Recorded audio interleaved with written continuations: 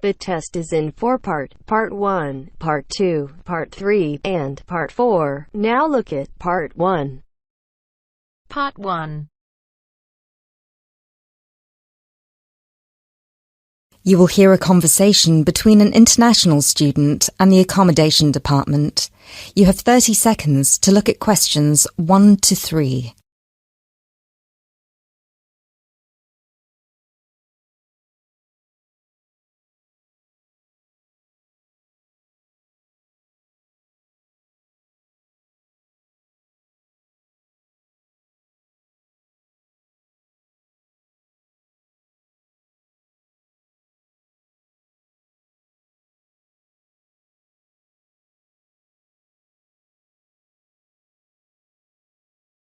Hello, accommodation department. How can I help you? Do you look after accommodation for international students? Yes, we look after accommodation for all the students. Good. I hope you can help me then. I've only just been accepted onto a postgraduate course, and I want to know if there is any accommodation available from this September. I know it's very short notice. Yes, it is rather late, but I'm sure we'll be able to find you something. First of all, can you give me your name and student number so that I can find you on the system? Sure. My name is Maria Teresa Gonzalez. Maria Teresa Gonzalez. How do you spell that? Gonzalez.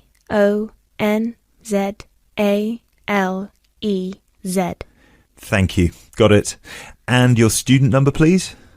SHU 300715PG.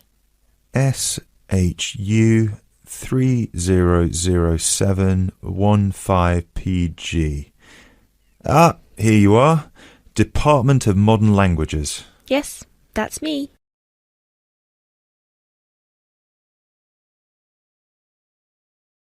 You now have 30 seconds to look at questions 4 to 7.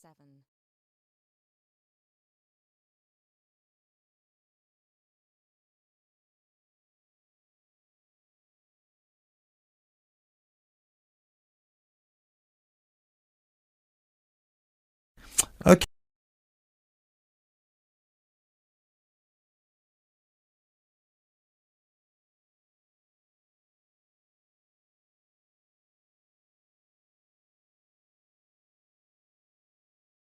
Okay, now there are several options for postgraduate students. Firstly, there is the Trigon. This is a new block near to the station and not far from the main campus. Accommodation is what we call cluster accommodation. What does that mean? There's a small group of rooms, usually 6, each with its own bathroom clustered around a lounge kitchen area which is shared. Oh, I see. That sounds good. They are very popular. The price for these is £99 per week, and we do have some availability left. However, for postgraduate students, there are other options. And what are they? There's another apartment block called The Cube, located near the west gate of the campus. Accommodation there is in 1 or 2 bedroom self-contained flats. So, the Cube is self-contained? How does that work? Well, basically, they're just like ordinary apartments. Each apartment has 1 or 2 study bedrooms with ensuite bathroom, a lounge and a kitchen. And what is the price of those? For the 1 bedroom, it is £180 per week, and for the 2 bedroom, it is £110 per week for each person. And can I choose who I share with? If you have a friend and you would like to share with them, of course, we can reserve a 2-bedroom apartment for you both. Otherwise, you just have to share with whoever else is there. Obviously, it will be another woman. I will have to think about this. Do I have to make a decision now? No, but we don't have much accommodation left, so I can't guarantee that there will still be availability if you leave it too long. Yes, that's fair. I have a friend in the management department who might like to share. I will speak with her and get back to you this afternoon. Okay, fine. Do let us know as soon as you can. I will do. Thanks for all your help. My pleasure. Bye. Bye.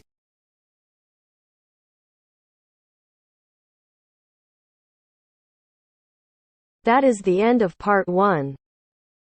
You now have half a minute to check your answers.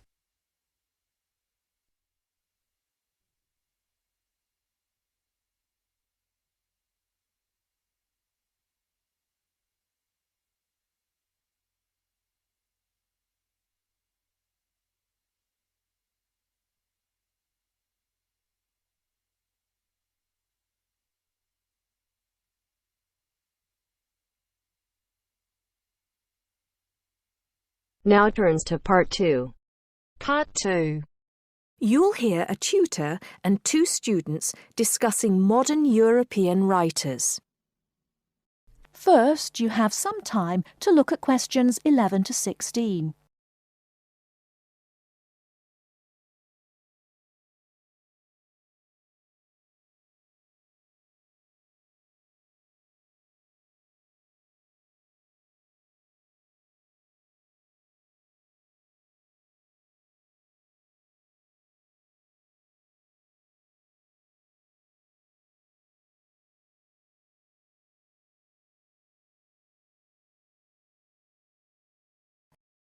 Now, listen carefully and answer questions 11 to 16.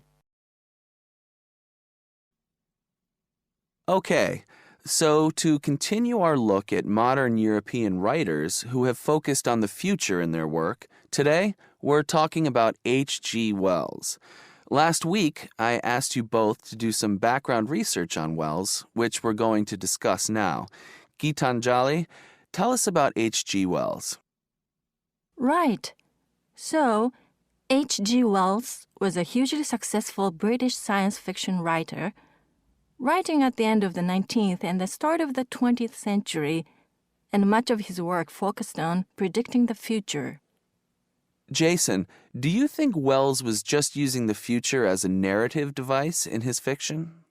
No. He really believed we can predict the future. In fact, he gave a speech at the Royal Institution in London in 1902 called The Discovery of the Future. And the point he was making was that by looking at what you know about the present and about science, it's quite possible to predict the future. Indeed. Gitanjali, do you think Wells was always optimistic in his predictions? Not at all. In fact, he varied in his predictions from being extremely pessimistic about the future to being optimistic. Interestingly, one theory I read links the attitude in Wells's work to his own health. When he was writing The Time Machine, which was published in 1895, he'd just been diagnosed with an incurable fatal disease. Not surprisingly, the book is very pessimistic, being about a dystopia in the future, a long time in the future, the year 802-701 in fact, where there are 2 races on Earth, the Morlocks and the Eloi, and the Morlocks actually eat the Eloi. I thought it was interesting, though, that it was H.G. Wells who actually came up with the phrase time machine, so despite being pessimistic, the work has had a lasting effect on our culture. Right. After The Time Machine, though, H.G. Wells didn't die, of course, and his recovery might be why he began to be a bit more optimistic about the future. So that brings us to his first utopia, Anticipations. Jason, tell us about that. Well, Anticipations, or to give it its full title, Anticipations of the Reaction of the Mechanical and Scientific Progress upon Human Life and Scientific Thought, was published in 1901 and was set in the New Republic of the year 2000.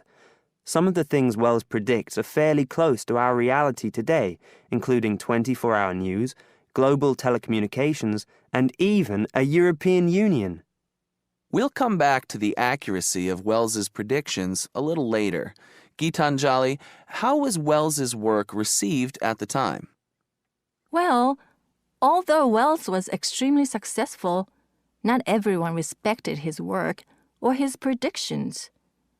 Another well-known science fiction writer, Jules Verne, viciously attacked him for works such as the first man in the moon, which Verne argued weren't rooted in scientific fact at all.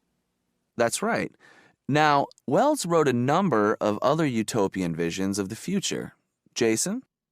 Yes. In A Modern Utopia, published in 1905, his vision was of a world where there's no private property, where everyone has access to wonderful healthcare, and interestingly, where everyone's personal information is stored on cards in a central database outside Paris. Apart from the healthcare, I'm not sure everyone today would see that as a positive view of the future. Neither am I. And, on a similar note, Wells strongly believed in population control and in The Shape of Things to Come, which was published in 1933, he sees and supports a world where the population is kept at 2 billion. Once again, I'm not sure most people today would necessarily see that as a good thing. Before you hear the rest of the talk, you have some time to look at questions 17 to 20.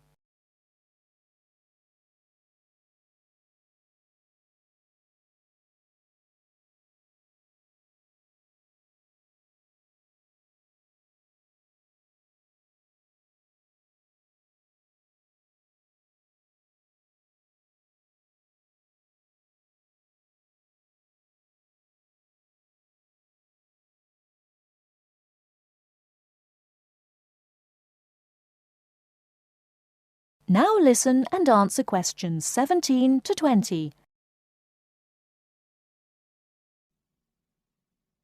Gitanjali, in your research, did you come across anything about the world brain? Yes, I did. It's actually very interesting. Throughout the 1930s, Wells predicted and supported the setting up of a huge world encyclopedia. And towards the end of the decade, in 1938, he wrote a series of essays called World Brain. In these essays, he called for the world to make use of modern technology to create an enormous global encyclopedia so that all our knowledge is available to all people, not just an educated elite. Wells envisioned this as probably being on microfilm. He thought it would allow anyone, anywhere in the world, to look at any book or any document. He also thought it would be created by everyone, once again, not just by an elite. Yes, and as you can imagine, many people today say that the internet has basically fulfilled his prediction. Of course, it doesn't use microfilm, but essentially, it does meet all Wells's main requirements.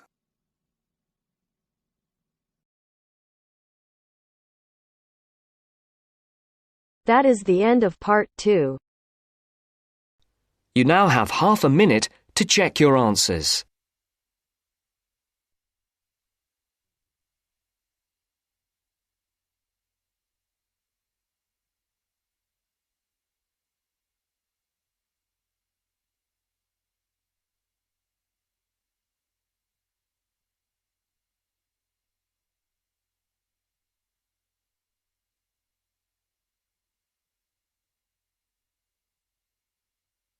Now turns to part 3.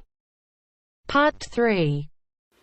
You will hear an interview with Professor Green from a local university which enrolls a large number of overseas students in its courses. He is talking to Indra, a student representative, about the importance of attending lectures.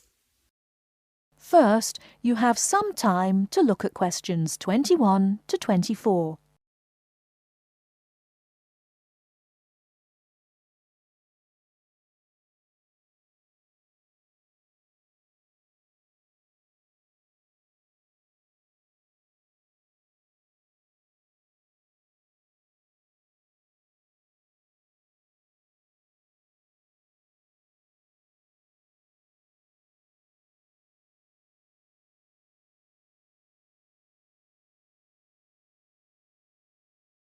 Now, listen carefully and answer questions 21 to 24. Good afternoon, Professor Green. Thank you for your time today. I wonder if you could explain why you think it is important for us to attend lectures in a course that we're studying. Well, despite the increasing dependence on online communication these days, I do think it is important. Apart from delivering the content of the lecture itself, I believe that there are some general communication benefits from having large groups of students together in one place. For lecturers, it is an opportunity for us to address many students together at one time. For students, it helps you to feel part of the wider learning community who are following the course. You can interact with each other both before and after the lecture to discuss the ideas and content, networking with each other and comparing your notes. But isn't most of this achieved, as you said, these days through online communication? Well, lecturers do communicate with students online, of course, but we usually only give a summary or notes of the lecture, so there are significant differences. When you go to lectures, you get more of an insight into what the lecturer considers important. We give additional commentary and anecdotes, and by voice emphasis, we can alert you to the key concepts, theories, and issues of the subject. By not attending lectures, you might miss crucial information about what we are expecting in an assignment. You know, these extra things can make a difference. OK, but there are tutorials. There is a lot of interaction between students and lecturers in tutorials. Can't all this be done in tutorial discussion groups instead of having lectures? Yes, to some extent. But during lectures, the lecturers can sensitise you to the debates and the controversies that are dealt with in the literature. This can help you think more critically about the subject. So then, when you come to the tutorial, you'll be able to come with some questions and ideas for discussion. The result of this is that the tutorial class will be more beneficial for everyone who attends.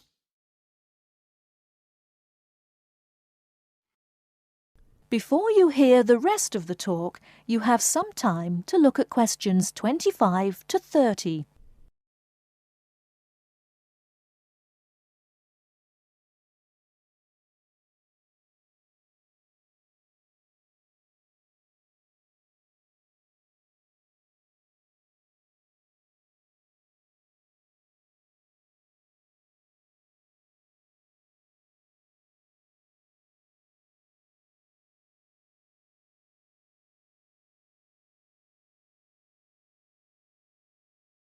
Now listen and answer questions 25 to 30.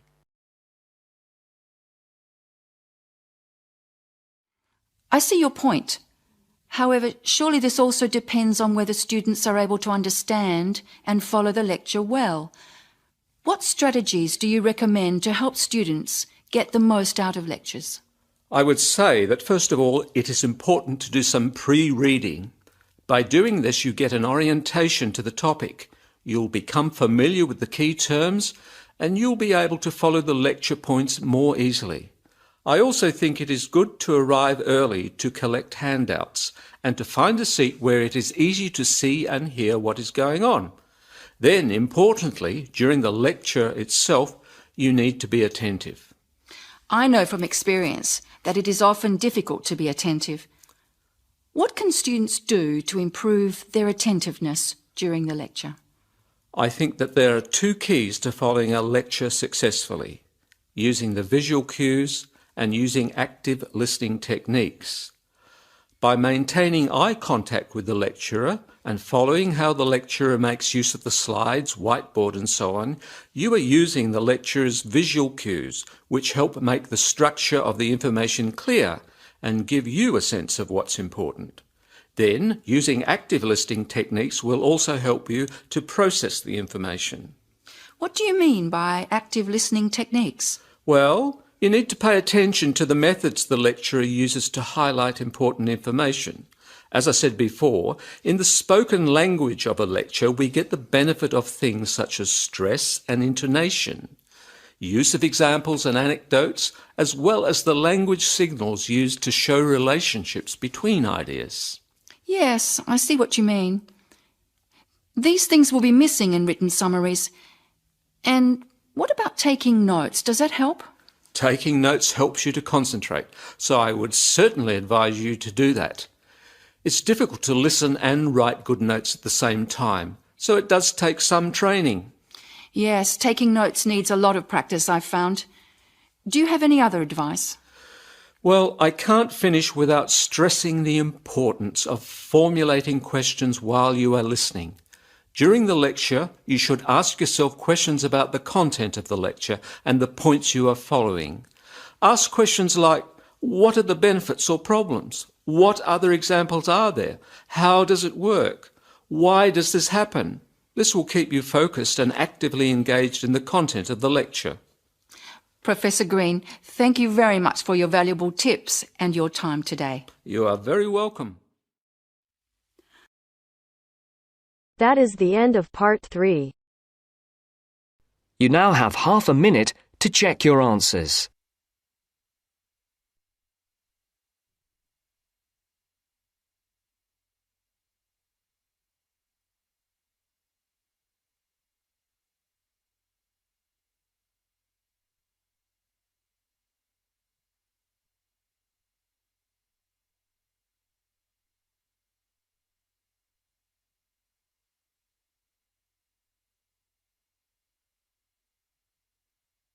Now turns to part 4. Part 4. You are going to hear a lecture given by a tour agent. First, you have some time to look at questions 31 to 40.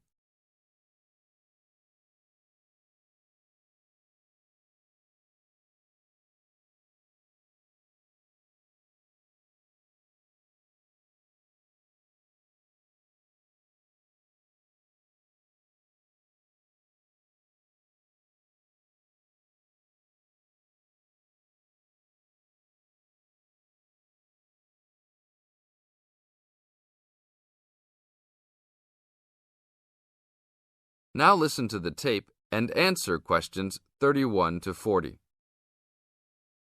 Welcome to Hawaii Tour Agency. Let me tell you a little about a special package we have going on this week. I know everybody wants to get away from the stress of work and life, so I think you should all consider a week-long vacation to the paradise of Hawaii. First off, let me tell you all a little bit about Hawaii. The Hawaiian Islands are of volcanic origin and are edged with coral reefs.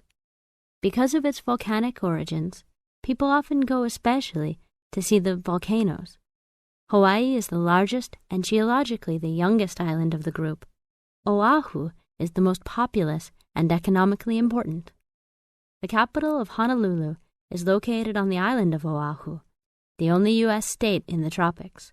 Hawaii is sometimes called the paradise of the Pacific because of its spectacular beauty, abundant sunshine, expanses of lush green plants and beautiful colored flowers, palm trees, coral beaches with rolling white surf, and cloud-covered volcanic peaks rising to majestic heights. Some of the world's largest active and inactive volcanoes are found on Hawaii and Maui. Eruptions of the active volcanoes have provided spectacular displays, but their lava flows have occasionally caused great property damage. The lava can spill down the mountains into the settlements where people live. The most famous of these is right by Honolulu. It is called Diamond Head because from far away, the top of the volcano looks like a diamond. Vegetation is generally luxuriant throughout the islands, with giant fern forests and lush vegetation. Although many species of birds and domestic animals have been introduced on the islands, there are few wild animals other than boars and goats, and there are no snakes. The coastal waters abound with fish. More ethnic and cultural groups are represented in Hawaii than in any other state. Chinese laborers who came to work in the sugar industry were the first of the large groups of immigrants to arrive, starting in 1852, and Filipinos and Koreans were the last, after 1900. Other immigrant groups, including Portuguese, Germans, Japanese, and Puerto Ricans, came in the latter part of the 19th century.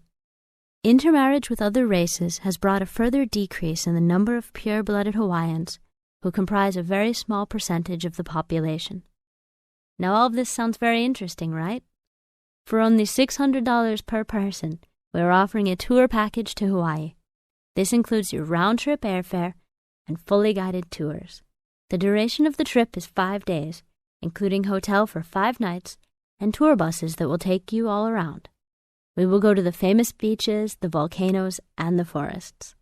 Sign up today to save your space, as seats are running out quickly.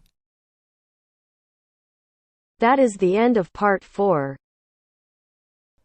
You now have half a minute to check your answers.